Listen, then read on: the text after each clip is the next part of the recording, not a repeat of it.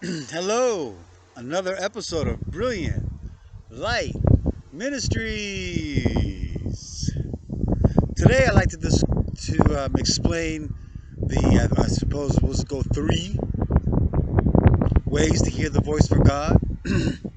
Number one is you have to understand Course in Miracles, the Bible, and other traditions as well speak on the voice for God being a small, still voice for God. A small, still voice for God. I know that some of the stories of religion traditions will also have stories of, thunderous conversations and so forth and so on, but the small, still voice for God is a common thread through many traditions. So we have to understand what that means. Small, still voice for God. Small. Small in a sense that it's not like a someone scratching a chalkboard, or someone who has a bad muffler driving by. Small in the sense of it's subtle. The spiritual realm is subtle. It's nuanced. It's light, like the wind, like the air, like thoughts. Subtle. The gross world is loud and clamorous. The egotistical world, the separated world, the world of God is a world of subtlety. So small in that sense, but it's way more powerful than any uh, obnoxious noise on earth. Still, it's like a dancer.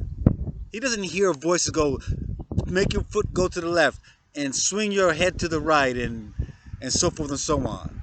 No, it's the messages to his body, the voice that goes to his body to make him do the dance moves is still. It's not even noticeable. Still, like the message that you get on what to do is you're doing the right thing, when you're doing the wrong thing.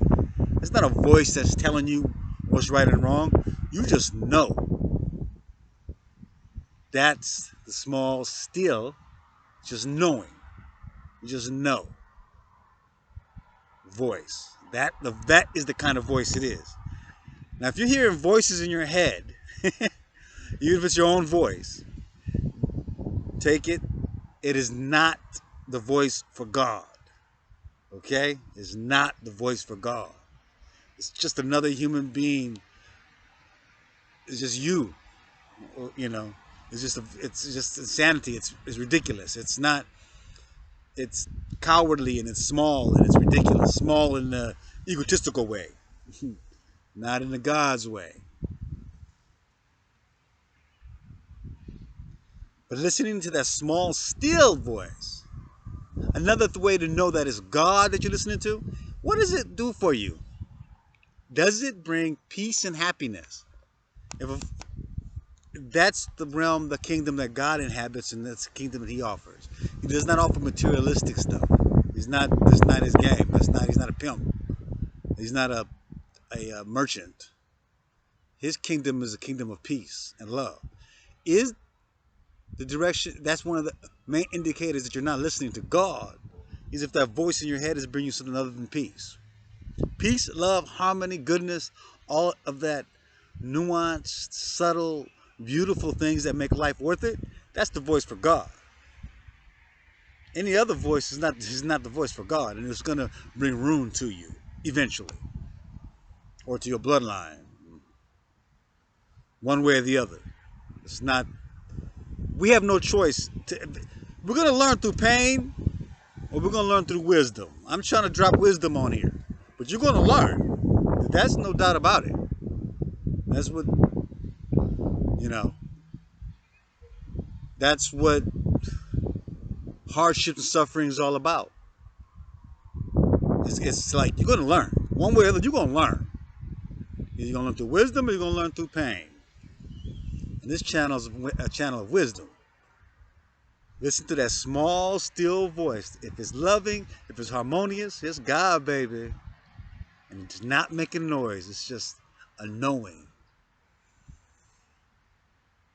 And there's different levels to the game too. I mean, those that are really, really deep off into God, into meditation, can get to the point where they really can get God's guidance at the drop of a dime. For some things that are more complicated or things that have nothing to do with them, maybe do with their family, friends, or so forth. But for all of us, we have a voice, and that's called a conscience. Let's just call it a knowing. You just know. You know what the right thing is. You know what the guidance is. It's just not as fun. But the rewards will be much more greater. That's what I'm here to try to tell you. God bless you. Thank you.